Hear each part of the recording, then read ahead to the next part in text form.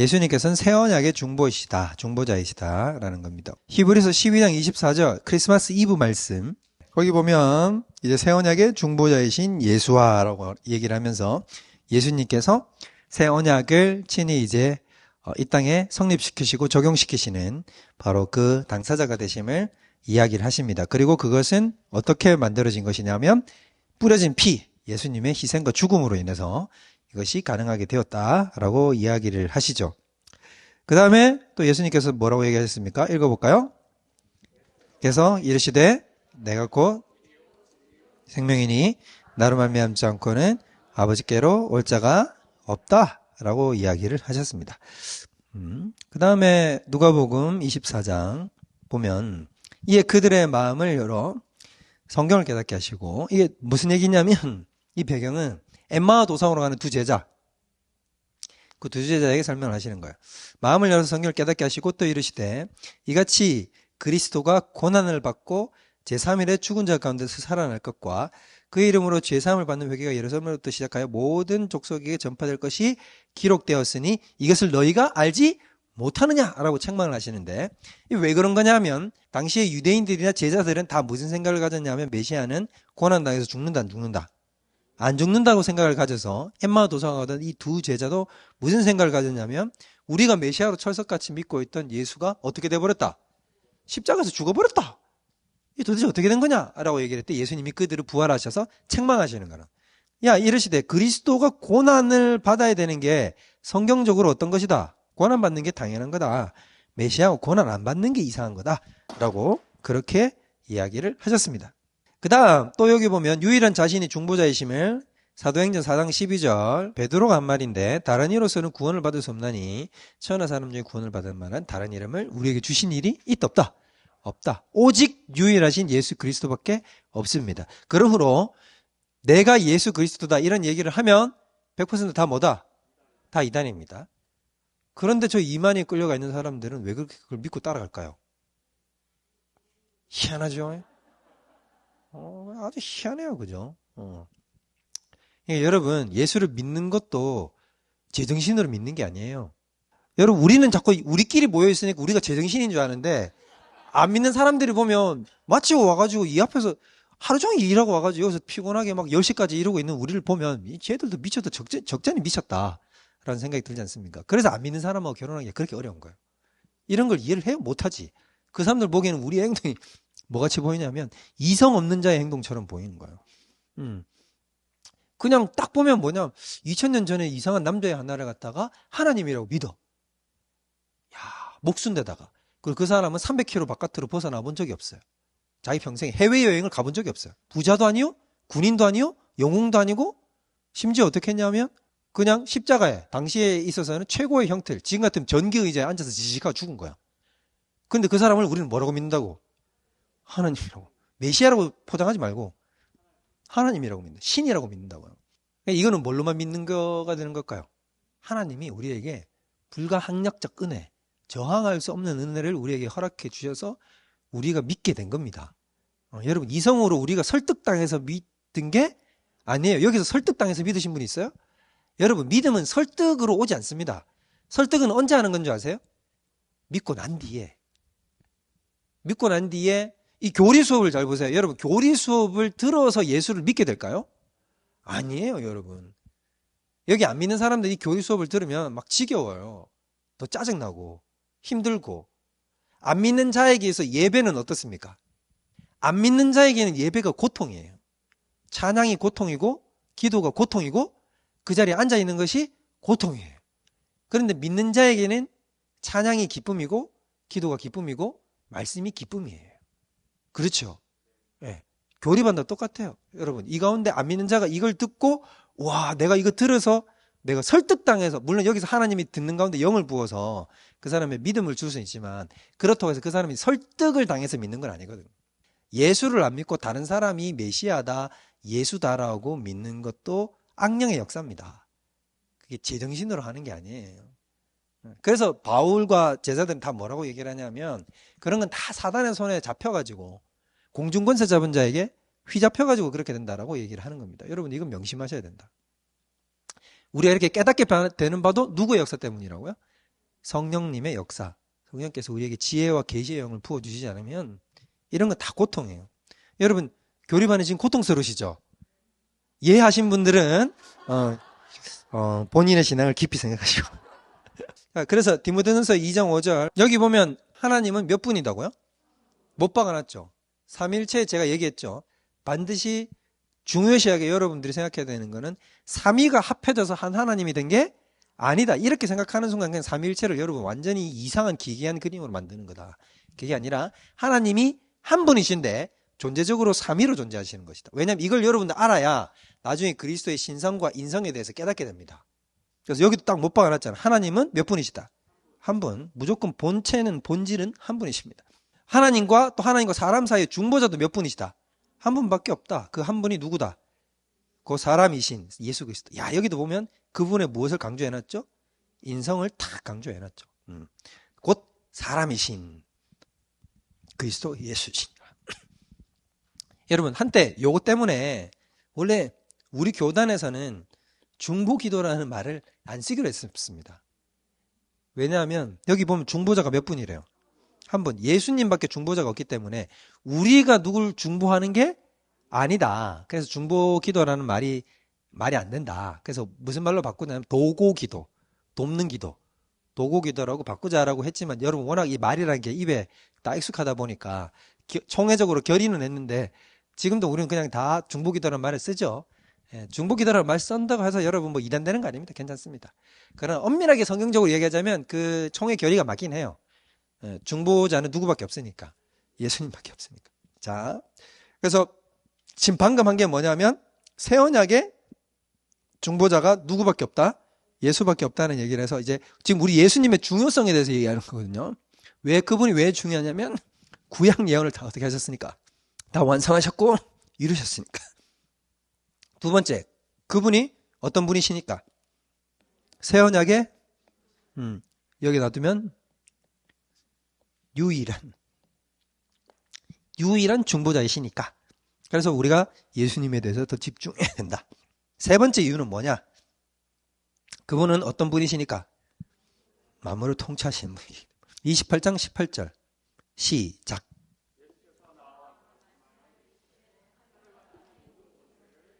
주셨으니 예수님이 제자들에게 마지막으로 이르신 말씀인데 거기 보면 예수님이 부활을 하시고 난 다음에 비로소 그분의 완벽한 통치적 행위가 이제 미칠 수 있도록 새 언약이 이제 완성되었죠.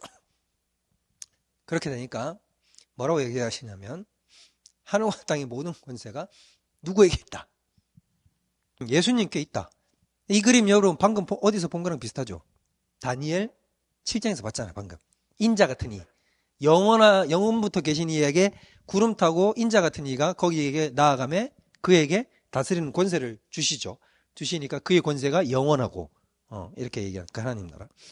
그러니까 지금 예수님 뭐냐면 바로 다니엘서 7장에 나왔던 그 예언이 나를 통해서 어떻게 됐다? 성취됐다 라고 이야기를 하시는 겁니다. 자, 그 다음 요한계시록 5장 1절에서 5절 말씀. 제가 너무 좋아하는 말씀이죠. 한번 다 같이 읽어볼까요? 시작.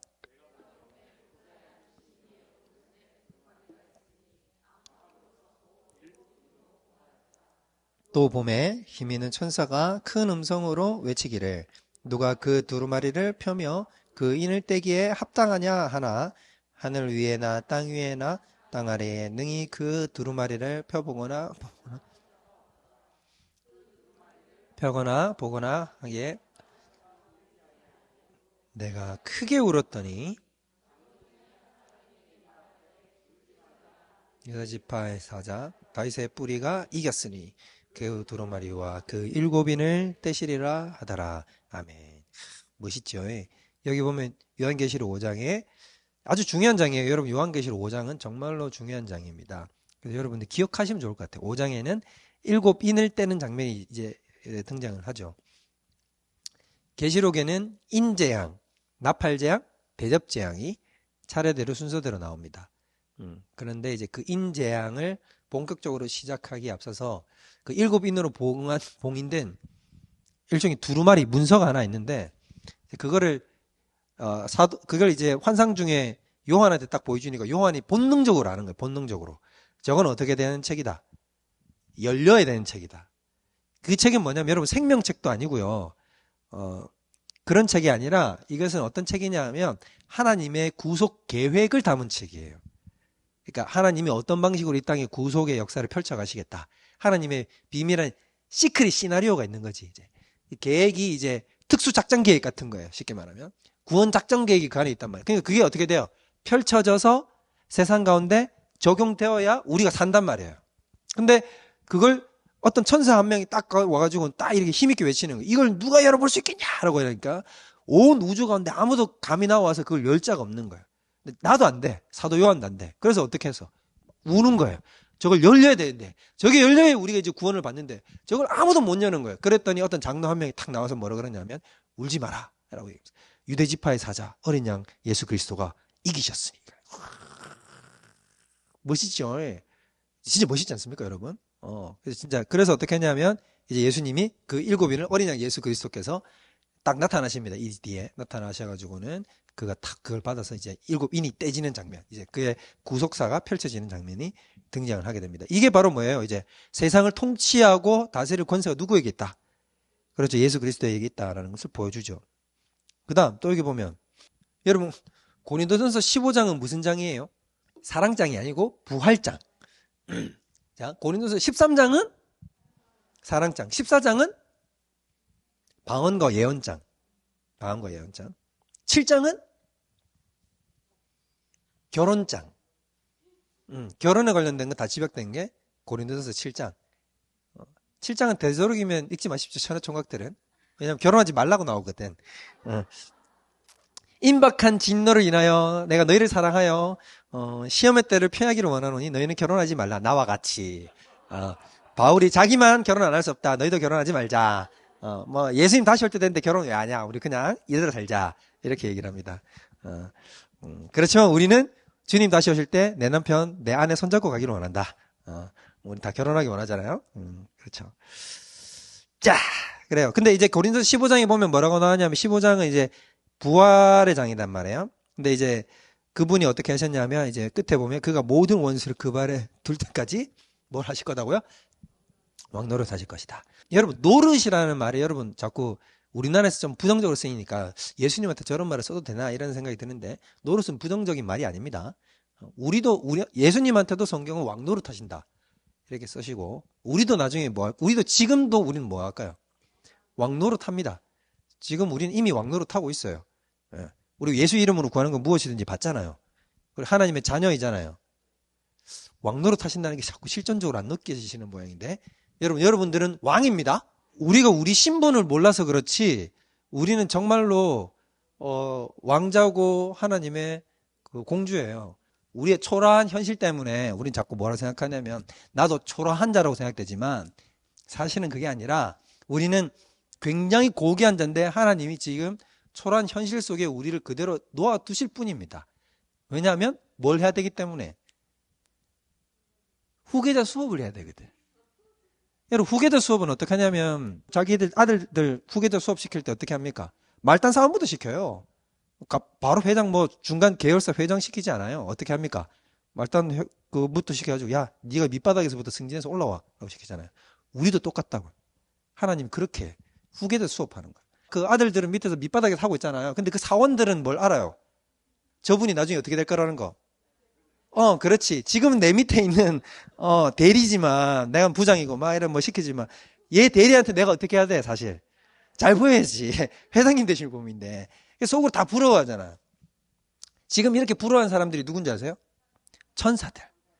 하늘에 있는 천군 천사들은 다 우리를 보고 지금 부러워해요. 쟤네들이 저기서 지금 저렇게 고생하지만, 조금 있으면, 나한테 와가지고는 이제 뭐냐면, 가브리엘, 물 한 잔, 온도가 안 맞아, 얘. 이게 뭐니, 이게. 진짜 좀 완벽할 수 없니? 막 이러면서. 이게 이제 곧 우리가 닥칠 이제 그거란 말이에요. 곧 이제 그럴 거다. 그래서 그 천사들의 소원이 뭔지 압니까? 우리 같이 되는 게 소원이에요. 우리 같이 되는 게. 근데 우린 자꾸 이 땅에 있으면서 뭘 합니까? 절망하고 탄식하고 원망하잖아. 아버지가 나를 갖다 왜 이 말단 사원에 둬가지고, 우리 아버지는 왜 이런지 몰라, 뭐. 그렇게 원망하면 사원들 입장에서는 어떤 느낌이 들까? 아따, 니 복에 겨워서 그런 소리 한다. 이런 생각이 들잖아요. 그러니까 천사들이 하는 생각이 그런 생각이에요. 그러니까 나중에 우리 그때 갔을 때 부끄럽지 않게 잘해야 되겠죠. 여러분한테 다 딸린 천사들이 있습니다. 나중에 수호 천사라는 게 아니라 여러분한테 다 이제 각자 다 딸리거든요. 근데 천사들이 이제 그럴 거 아닙니까? 아유, 지상에 있으실 때 제가 잘 봤어요. 짱! 야! 제가 더 이상 말 안 할게요. 막 이러면서. 야, 너무 대단하시더라고. 막 이러면서. 이게 정말로 감탄사로 나올 것인가, 나처럼 지금 시실 웃으면서 이럴 것인가. 이제, 잘해야 되겠지. 아, 보고 있지요. 다 보고 있습니다. 다 보고 있고, 나중에 다 기억합니다. 에베소서 1장 21절, 22절 읽어볼까요?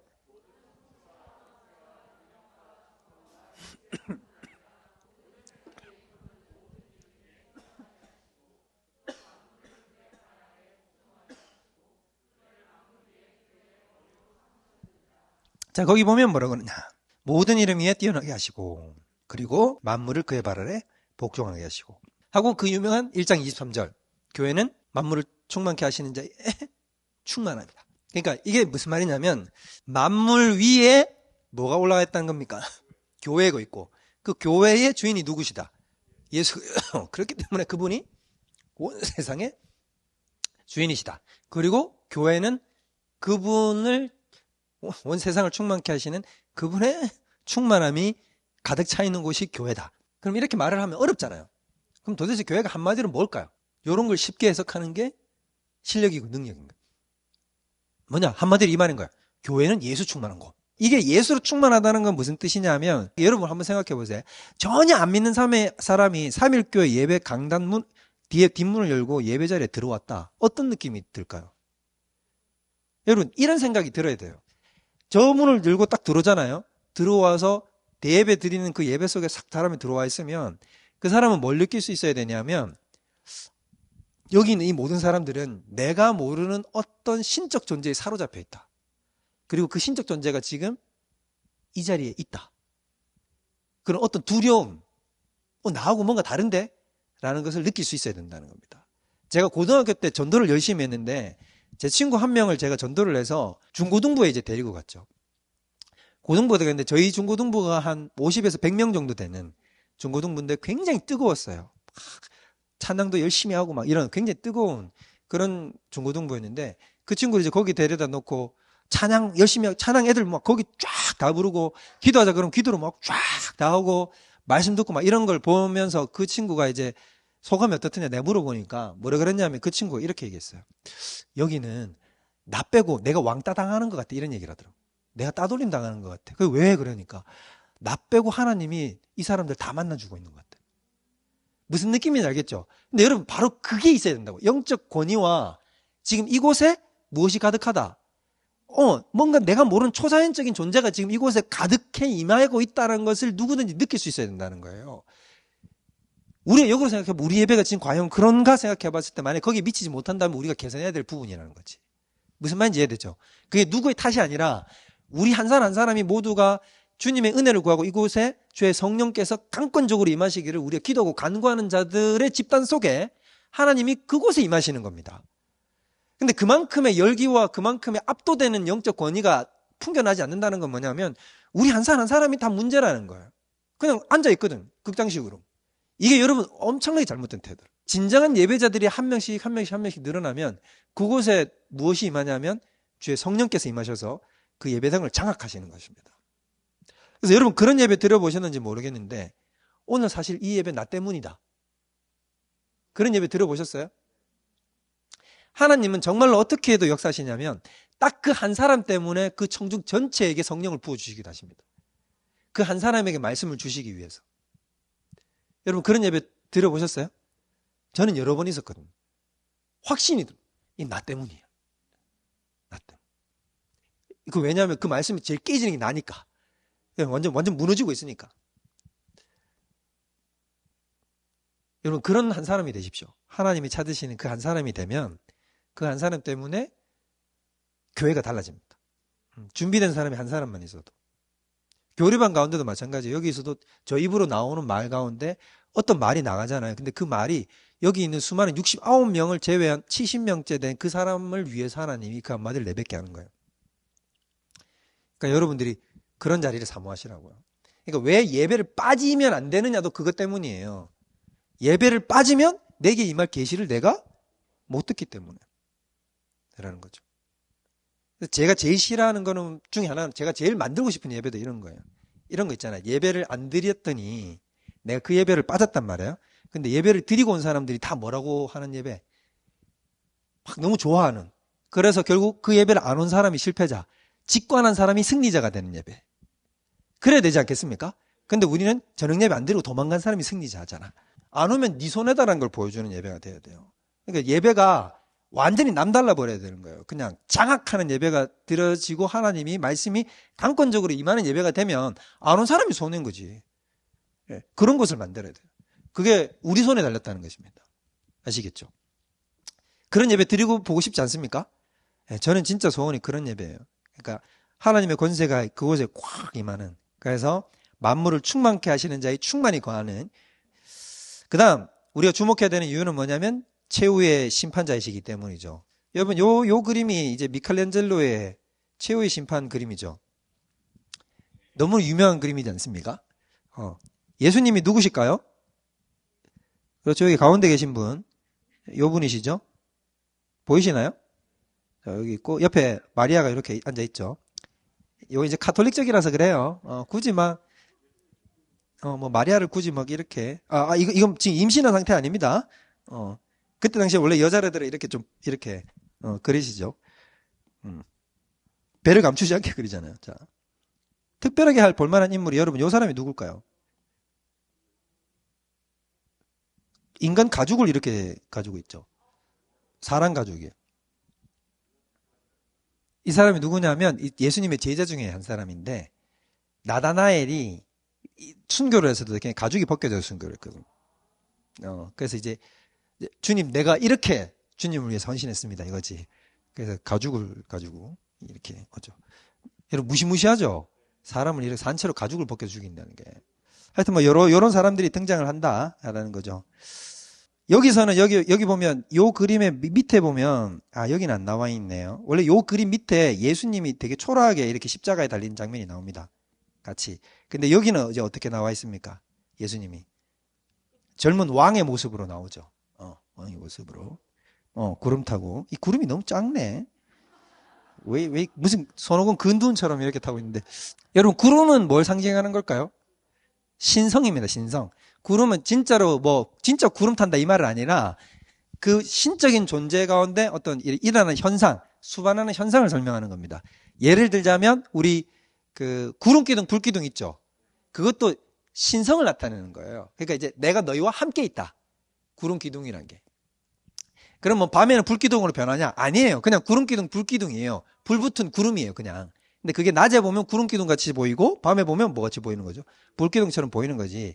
막 밤에는 갑자기 막 이렇게 막 그라데이션처럼 싹 바뀌어가지고 막 이렇게 막 갑자기 선라이트 되고 이런 게 아니라는 거야. 알겠죠? 같은 건데 그냥 그런 거. 그러니까 그 솔로몬이 그 성전 낙성식을 할 때 제사드리잖아요. 그러니까 성전 속에 뭐가 임하냐면 구름이 쫙 깔린단 말이에요. 하나님의 임재가 깔리죠. 그리고는 성전 제단에 제물을 올려놨는데 그 불을 하나님이 불이 내려와가지고 붙여버리거든. 솔로몬 때에. 진짜 놀라운 기적이 일어난 거죠. 그렇게 해서 하나님이 자기가 이제 이 성전을 기뻐한다는 걸 보여주신 것입니다. 친히. 또 그것이 모세 성막 받쳤을 때도 마찬가지고 이렇게 구름이라는 것은 신성을 나타내는 것이다. 자, 그 다음에 최후의 심판자이신 걸 보시면 이렇게 얘기하죠. 요한복음 5장에 보면 진실로 진실로 너희에게 이르노니 죽은 자들이 누구의 음성을 듣는다? 하나님의 이 예수님이 지금 하시고 계신 말씀이에요. 하나님의 아들의 음성, 나의 음성을 들을 때가 오노니 곧 언제다? 이때다. 듣는 자는 살아나니라. 이게 무슨 말입니까? 심판은 예수님이 어떻게 얘기를 해야 되냐면 음성을 들을 때가 오나니 곧 그때다. 저때다. 이렇게 얘기를 해야 되는데 언제라고 얘기했어요? 왜 이때라고 얘기를 했을까요? 심판은 지금 임하기 때문이에요. 예수님 때 당시에. 이게 무슨 말이냐면 제가 전에도 설교한 게 있는데 이미 임한 심판과 아직 오지 않은 심판. 이미 임한 심판은 뭐냐면 예수님을 이미 믿잖아요. 믿는 그 순간 그 사람은 이미 어떻게 뭘 받은 사람이죠? 구원을 받은 사람이고 예수님을 믿지 않으면 예수님이 있을 때 그냥 믿지 않았다. 그러면 그 순간 그 즉시 사람은 사실상 어디로 가는 거예요? 지옥 가는 거니까 그 사람 심판 받은 거잖아요. 무슨 말인지 이해되죠? 그러니까 그 사람은 예수님이 이미 계실 때 뭐가 임한 거나 다름없다. 심판이 임한 거나 다름없다. 우리가 지금 그렇잖아요. 이미 우리가 구원 받았지만 아직 구원이 완성되지 않은 것처럼 그때 이미 심판 받았지만 아직 심판이 완성되지 않은 것. 그 사이에 놓였다는 얘기를 예수님이 하시는 겁니다. 그러니까 예수님은 지금 곧 이때라고 얘기하는 것은 이미 임한 심판을 강조하시는 거죠. 자, 살아난다라고 얘기를 했습니다. 그때 이제 마지막 날에 부활에 대해서 얘기를 하세요. 그래서 아버지께서 자기 속에 생명이 있은 같이 아들에게도 생명을 주어 그 속에 있게 하셔서 인자됨으로 말미암아 참 이것도 너무 할 말이 많지만 인자됨으로 말미암아 무슨 권한을 주셨다? 심판을 권한을 주셨다. 엄밀하게 얘기하면 여러분 원래 이 심판의 권세는 누가 가졌어야 될까요? 물론 성부 하나님이 항상 가지시죠. 근데 지금 누구한테 이양을 했죠? 예수 그리스도께 이양을 했잖아요. 근데 이 심판 권세는 사실 누가 받았어야 마땅할까? 잘 보세요. 처음에 만약에 아담과 하와가 타락하지 않고 만약에 아담과 하와가 둘 다 안 따먹었다. 그러면 하나님이 딱 어떻게 하려고 했을까요? 아담과 하와에게 네가 심판해 라고 딱 하는 거지. 무슨 말인지 알죠? 그러니까 본인이 하셔도 되지만 아들을 통해서 야 우리 아들 봤지? 사탄한테 얘기하는 거예요. 우리 아들 봤지? 우리 아들 이런 애들이야. 자 아들 네가 제 심판해. 알겠습니다. 이러면서 이제 넌 지옥 이래가지고 이제 보내는 거지. 이래가지고 쫙 보내는 이렇게 돼. 원래 누가 했어야 되는 거다. 원래 누가 했어야 되는 거다. 우리가 했어야 되는 거다. 근데 그거를 누가? 그리스도께서 누구의 대표로서? 그렇죠. 인간의 대표로서 하시는 것입니다. 신의 대표로서 하시는 것이 아니라 누구의 대표로서? 인간의 대표. 우리가 완성시켜야 될 것을 그분이 완성하셔서 심판하시는 거예요. 멋있죠? 근데 여러분 아담은 어떻게 한 거냐면 아담은 선악과를 따먹어서 어떻게 해버렸냐면 모든 권세, 원래 자기가 다스릴 권세가 있었잖아요. 모든 다스릴 권세와 자기의 영광이 집중되는 것을 딱 가지고는 어떻게 해버렸어요? 내가 꿀꺽 해버렸거든. 당신 비키시오. 하나님 비키시오. 내가 보좌 위에 앉겠소. 하고 해버린 거란 말이에요. 근데 두 번째 아담이신 예수님은 오셔서 어떻게 한 거냐면 모든 만물을 예수님 안으로 다 통일시키는 거예요. 예수 안에서 그리스도 안에 모든 만물을 통일시키잖아요. 하나님이 모든 이름 위에 뛰어난 이름을 주사 그로 하여금 모든 무릎을 그게 꿇게 하잖아요. 그게 통일시킨단 말이에요. 예수님 앞에 다 무릎 꿇고 통일시키는 이유가 뭘까요? 싹 다 통일시켜서 아담은 어떻게 했냐면 자기 걸로 삼았는데 예수님은 싹 다 딱 취합해가지고 어떻게 할까요? 딱 돌아서서 하나님 아버지께 딱 올려드리는 거죠. 그러면 빰빰빰빰빰 진짜 멋있는 최후의 그 모든 피조세계가 싹 다 완성되는 하나님 나라가 완성되는 그 그림이 딱 완성되는 겁니다. 최후의 심판 때는 우리도 심판을 할까요 안 할까요? 우리도 심판자가 됩니다. 여러분 고린도전서에 보면 뭐라고 나오냐면 이렇게 나오잖아요. 야 너희도 나중에 우리가 예수님과 함께 천사들을 심판할 것을 너희가 알지 못하냐. 그런데 하물며 너희가 성도들끼리 이렇게 싸우는 일도 너희가 판단하지 못하겠느냐 이렇게 책망을 한단 말이에요. 서로 안에서 분란이 일으킨단 말이에요. 그래서 여러분 나중에 뭐 어떤 일을 하냐면 우리도 심판에 참여를 합니다. 그럼 우리는 어떻게 심판을 할까요? 예수님이 자기 제자들한테도 얘기했거든요. 너희도 나중에 12보좌에 앉아서 나와 함께 세상을 심판하리라. 그죠? 심판을 어떻게 할까요? 그럼 우리도 막 심판할까? 뭐가 되냐면 여러분 오늘날 법정에서 그림이 딱 정확하게 그려지는 것 중에 하나가 뭐냐면 배심원이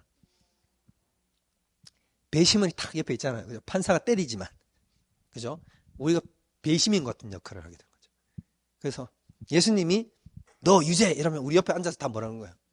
그래 너 유죄 뭐 사탄 너 지옥 가 이 나쁜 놈아 이러면서 막 이게 딱 이렇게 심판하는 게 다 우리가 된다는 거죠. 무슨 말인지 이해되시죠? 그러니까 우리가 다 예수님 편에 서서 그 심판자로서의 기능을 작동하게 됩니다. 여기 아주 놀라운 얘기가 나오죠. 이를 놀랍게 여기지 말라. 무덤 속에 있는 자가 다 그의 음성을 들을 때가 온다. 29절 시작.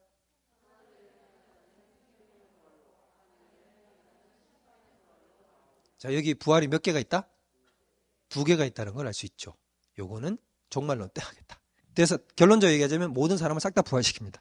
자, 그 다음 성육신. 예수님이 지금 우리가 주목해서 봐야 되는 이유는 첫 번째, 예수님이 구약의 예언을 다 어떻게 하셨으니까? 성취하셨으니까. 두 번째 또 뭐예요? 새 언약의 중보자이시니까. 즉 우리를 위해서 구속의 역사를 이뤄내신 분이시니까. 또 그 다음에 뭐예요? 만물을 통치하시는 분이시니까. 마지막 네 번째, 최후의 심판자이시니까. 외울 필요는 없어요. 근데 이제 이런 것들이 있다.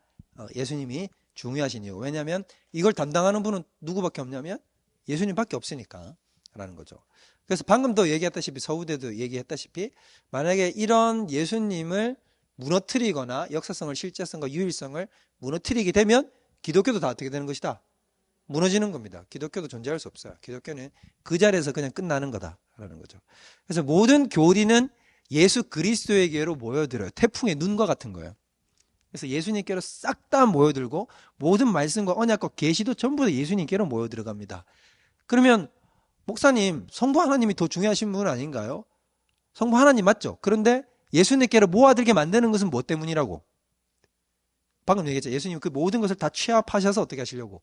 하나님 아버지께로 올려드리려고. 그렇게 하려고 아버지는 자기 아들에게 모든 것이 다 집중되게 만드시는 거예요. 쫙 집중되게 만들. 이게 대통일 이론. 그러니까 예수님의 대통일, 예수님을 중심으로 모든 피조 세계가 싹 다 통일되는 거죠. 이게 신학의 끝판왕이에요. 그래서 모든 성경 가운데 가장 어려운 것은 에베소서와 골로새서입니다. 사람들은 이제 뭐라고 생각하면 로마서가 제일 어렵다. 뭐 혹은 우리는 레위기가 제일 어렵다. 이런 생각을 하지만 그건 택도 없는 소리고. 사실 진짜 제대로 보면 가장 신학적으로 난이도가 높고 수준이 높고 어렵다기보다도 가장 방대하고 이해하기 힘든 그런 어떤 호방함, 엄청나게 그 거대한 그런 신학적 깊이와 너비를 보여주는 것은 바로 뭐냐면 예수님 안에서 모든 피조세계의 통일됨입니다. 왜냐하면 이게 여러분 예상외로 우리의 소원이 잘 안 되거든요. 그러니까 이제 그런 신학이라고 하는 것은 우리 교리라는 것도 여러분 사실 여러분 교리반을 들으면서 좋은 이유는 뭐냐면 내가 적극적으로 이것이 맞습니다라고는 아는데 그것에 대해서 생각이 정리되지 않는 것이 여기 와서 생각이 딱딱 정리되면서 더 확실하게 찬동할 수 있게 되잖아요. 그렇게 되니까 내가 기쁘잖아요. 즐겁고 재밌는 거란 말이에요. 마찬가지라는 거죠. 신학도 교리도 다 모든 성경적 내용도 뭐냐면 그게 나의 소원인데 그게 성경에서 이것이 바로 우리의 최종 목적이다라고 얘기를 할 때 그것이 우리에게 큰 거대한 기쁨이 되거든요. 그러니까 우리는 어떠냐면 자꾸 이 땅의 복음이 자꾸 우리 자신 사적인 영역으로 자꾸 침몰해 들어가는 거예요. 그러니까 나의 행복, 나의 어떠함, 나의 무엇 막 이런 걸로 자꾸 복음이 활용되어 가는 거죠. 그러니까 자꾸 우리는 어디에 생각이 안 가냐면 거대 담론, 하나님 나라, 하나님의 영광, 하나님의 온 우주적 통치 이런 것 쪽에는 우리의 생각이 안 간다. 우리의 소원이 미치지 않는 거란 말이에요. 그러니까 예수 그리스도 안에서 온 세계와 천하 만물이 통일된다는 것이 그런 약속이 주어져도 우리는 어떤 생각이 드냐면 왠지 그냥 박수를 쳐야 될 것 같은 할렐루야 이런 느낌이 되는 거죠. 근데 이게 이제 우리의 잘못된 수준이라는 거예요. 이게 진짜 그리스도를 사랑하고 하나님을 사랑하는 자에게는 무엇이 진정한 소원으로 자리 잡냐면 그리스도 안에서 모든 만물이 통일되길 원합니다. 진실로 그리 되길 원합니다. 그렇게 되지 않은 모든 피조 세계들이 모두 다 하나님 안에 손에 사로잡히길 원합니다. 라고. 그래서 물이 바다를 덮은 같이 여호와의 영광을 인정하는 것이 온 세상이 가득하길 원합니다. 그게 아버지의 소원이요 나의 소원입니다. 라고 고백한단 말이에요. 그렇기 때문에 에베소서 골로새서를 읽으면 이게 끝판이다 라고 얘기를 하는 건데 우리는 그냥 난해하기로 따지면 맨날 큐티하기 어려운 레위기가 어렵다 라고 이렇게 얘기를 해요. 이게 그만큼 우리의 모든 복음의 삶의 신앙의 영역이 어디 안에 자꾸 갇혀져 있다. 그렇지. 내 안에 내 복음, 내 하나님, 내 이라고 있단 말이에요. 이러니까 우리의 신앙이 안 자라는 거예요. 그래서 일부러 여러분 이런 교리반 같은 데 들어와서 성경을 통해서 어떻게 되냐면 자꾸 강제적으로 시선을 해체시켜서 자꾸 좀 멀리 봐야 되는 거예요. 자꾸 이게 다가 아니라는 걸. 그래서 깊이와 너비와 높이를 너희가 알기 원하노라 하는 말이 바로 그런 뜻인 거예요. 자꾸 좀 뭔가 좀 큰 걸 봐야 된다는데 자꾸 너무 사적인 영역 속에 들어가가지고 이 땅에서 중니 많이 사니 막 이러지 말라는 거예요. 더 호방한 세계를 보면 그러면 그 속에서 내가 이해가 되고 세상이 이해가 되고 나라가 이해가 되고 교회가 이해가 되는 그 그림을 우리가 그릴 수 있어야 된다는 것입니다. 그러니까 예수님을 주라고 시인하는 거예요. 믿는 자는 당연한 것이고 그 다음에 믿지 않는 자들도 다 그렇게 되고 그 다음에 온 세계에 있는 모든 창조세계, 피조세계, 동물, 식물, 모든 아무 지각도 없다고 느껴지는 돌, 모래 이런 것까지 전부 다 모든 것들이 다 예수 그리스도 안에서 싹 다 통합되어져서 그분이 정점에 꼭대기에 딱 서서 그분의 통치와 주권이 모든 걸 사로잡는, 그걸 예수 그리스도 안에서 통일된다고 얘기하는 겁니다. 그래서 여러분, 아브람 카이퍼라고 하는 사람이 있어요. 그 네덜란드에 수상까지 하신 분인데, 이분은 이제 목사님이라고 생각하시면 됩니다. 근데 이 아브람 카이퍼가 뭐라고 얘기를 했냐면 이렇게 얘기했어요. 하나님이 아닌 하나님의 영역이 아니다라고 이야기할 수 있는 것은 바늘 찌를 공간도 없다. 그러니까 단 한 평도 존재하지 않는다. 무슨 말인지 이해가 됩니까?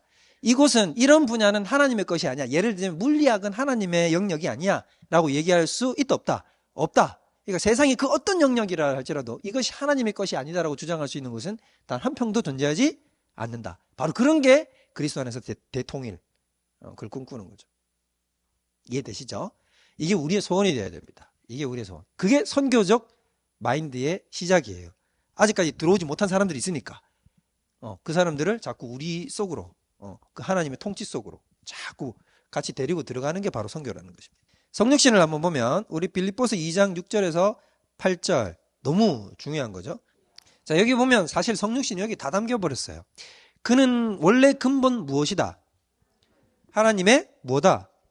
본체. 이건 일체를 강조한 겁니까? 삼위를 강조한 겁니까? 일체죠. 본체. 그죠? 본체는 몇 개입니까?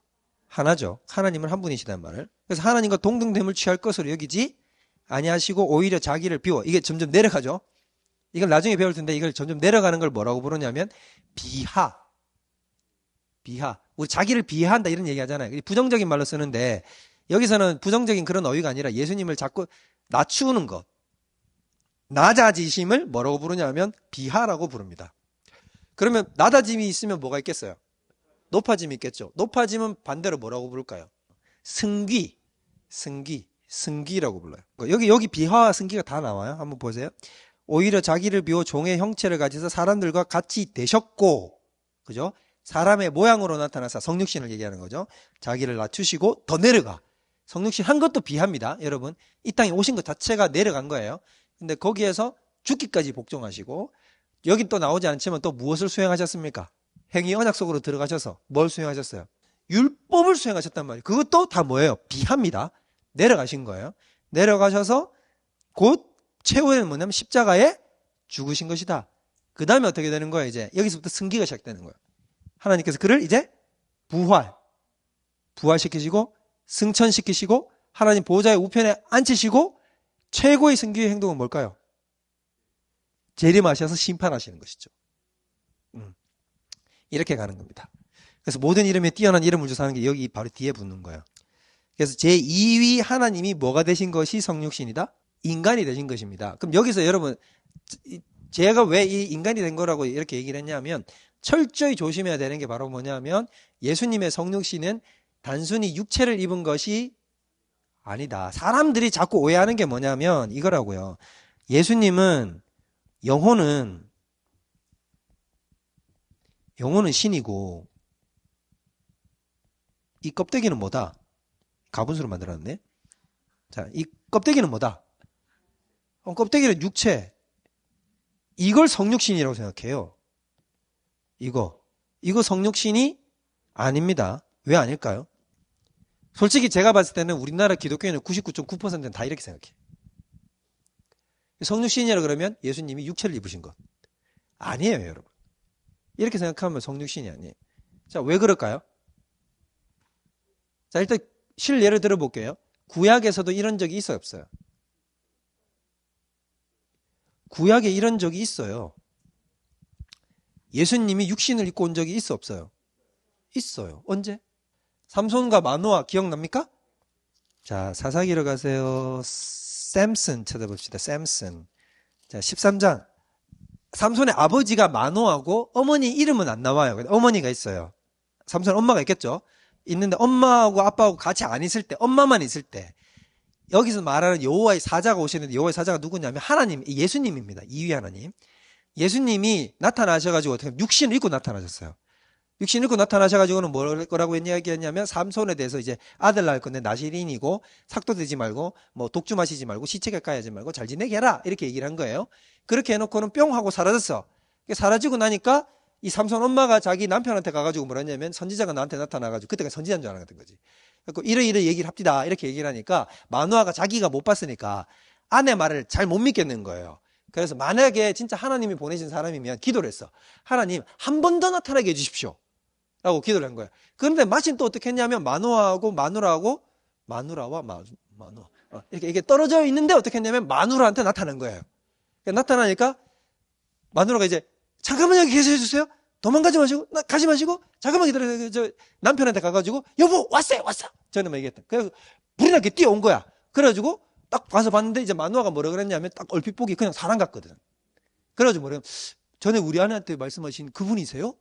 이렇게 물은 거예요. 이제 그 다음부터 대사가 어떻게 되는지 한번 봅시다. 11절 마누아가 일어나 아내를 따라가서 그 사람에게 이르러 그에게 묻되 당신이 이 여인에게 말씀하신 그 사람입니까? 라고 얘기를 해야 돼. 내가 그로다 라고 이렇게 얘기를 했어요. 사실 여러분 내가 그로다 라는 얘기가 이게 엄청난 이게 무슨 말이고 I am who I am 에고에이미 저쪽에 그게 뭐예요? I am who I am이 누가 하는 말이에요? 하나님이 자기 스스로를 지칭할 때 나는 스스로 있는 자다. I am who I am 그 말을 일부러 초양해서 쓴 거예요. 내가 그로다 라고 얘기하니까 12절 마누아가 이르되 이제 당신의 말씀대로 되기를 원하나이다. 아이를 어떻게 기르면 우리가 어떻게 할까요? 이렇게 얘기하니까 내가 여인에게 말한 것을 다 삼가서 뭐 이렇게 14절 해라 이렇게 얘기하니까 15절 마누아가 여호와의 사자 여러분 여호와의 사자가 여기서 얘기하지만 다시 말하면 이거는 천사가 아닙니다. 천사가 아니에요. 왜냐하면 마누아가 나중에 이렇게 고백해요. 내가 살아있는 채로 하나님을 보았다. 지금 이 여호와의 사자를 보고 누굴 보았다 그래요? 천사를 보았다고 하지 않고 하나님을 보았다고 고백하거든요. 자, 내가 당신을 위해서 염소새끼 하나를 좀 준비하게 해주세요. 이렇게 얘기해. 재물 드릴게요. 라고 얘기한 거예요. 그렇게 얘기하니까 16절 나 안 먹을 거다 라고 얘기를 하고 준비하려거든 마땅히 누구한테 해라? 여호와께 해라 라고 얘기를 했어요. 왜냐하면 이때까지는 아직 삼위일체 신앙이 없으니까. 그렇게 해서 얘기를 해라 이렇게 얘기를 하니까 그가 여호와의 사자인 줄을 마누아가 알지 못했다. 그냥 일반 선지자인 줄 아는 거예요. 그래가지고 17절 마누아가 또 여호와의 사자에 당신의 이름이 무엇입니까? 당신의 말씀이 이루어질 때 우리가 당신을 존귀히 여길게요 라고 이렇게 얘기를 하니까 18절 여호와의 사자가 그에게 이르되 어찌하여 내 이름을 묻느냐? 내 이름은 벌써 나오죠 여러분. 이거 바로 천사가 아니죠. 예수님. 기묘자라 전능자라 예수님께 붙이는 말이잖아요. 나는 기묘자라 라고 얘기를 했어요. 구약의 예수님이 이렇게 나타나신 거예요. 그래서 19절 이렇게 해가지고 이적을 딱 하는데 어떻게 하냐면 받침에 여호와께 드리매 여기 보세요. 누구한테 바친다 그래요? 여호와께. 이제 그 여호와의 사자가 여호와라고 지금 동일시되고 있죠. 여호와께 드리매 이적이 일어난지라 마누아와 그의 아내가 본즉 20절 불꽃이 제단에서부터 하늘로 올라가는 동시에 여호와의 사자가 제단 불꽃에 휩싸여서 이렇게 여러분 머릿속으로 그 상상력을 발휘하세요. 그래픽 이렇게 쭉 불꽃이 올라가면 동시에 이렇게 멀쩡히 있던 사람이 어떻게 됐냐면 이렇게 같이 차고 쭉 가더니 슉 하고 사라지는 거지. 뭐 연기처럼 이렇게 슉 그걸 본 순간 마누아가 뭐라고 했겠다. 내가 하나님을 봤다 라고 이렇게 얘기를 하는 거예요. 자 22절 그의 아내에게 이르되 우리가 하나님을 보았으니 이제 우리가 죽겠다 라고 얘기를 하니까 그의 아내가 뭐라고 그랬냐면 우리가 죽을 것 같았으면 우리한테 뭐하러 그 약속의 말씀을 이야기하셨겠어요? 생각하는 믿음. 자, 그래가지고 여러분 여기서 잘 보면 그럼 예수님이 이때 육신 입었어 안 입었어? 입었잖아. 그럼 이 성육신이네? 근데 이걸 성육신이라고 할 수 있습니까? 아니죠. 왜 성육신이라고 할 수 없습니까? 좀 뭔가 아니라고 얘기를 해야 될 것 같긴 하잖아요. 그죠? 근데 뭐 명확한 이유는 모르겠고 이게 성육신이 아닌 것 같기는 확실한데 답은 내가 확실하게 아는데 뭔가 이유를 모르겠잖아. 이거 왜 그런 거냐면 이건 그냥 말 그대로 뭐만 입은 거. 껍데기만 입은 거지. 그럼 목사님 이때 입은 육신은 뭔가요? 라고 물으면 몰라요 저도. 근데 이런 사람들이 먹을 수 있을까 없을까? 먹을 수 있습니다. 왜냐하면 아브라함한테 나타났을 때는 천사 3명이 나타나잖아요. 그때 먹었어요 안 먹었어요? 먹잖아요. 먹을 수도 있어요. 먹는 실제로 어떤 바디예요. 만화도 처음 보고 그냥 사람인 줄 알았잖아요. 이거 실제 사람하고 구분이 간다 안 간다? 안 가요. 그냥 너무 실제성이 뚜렷하기 때문에. 저는 이거에 대해서 그냥 이름을 붙여놨어요. 제 나름의 뭐라고 붙여놨어요? 일회용 육신이라고. 일회용 육신. 근데 이거는 성육신이 엄밀하게 대해서 아닌 건 뭐냐면 이건 그냥 인간이 된다는 건 여러분 단순히 육체만 가지는 것이 아니죠. 역으로 한번 생각해 볼게요.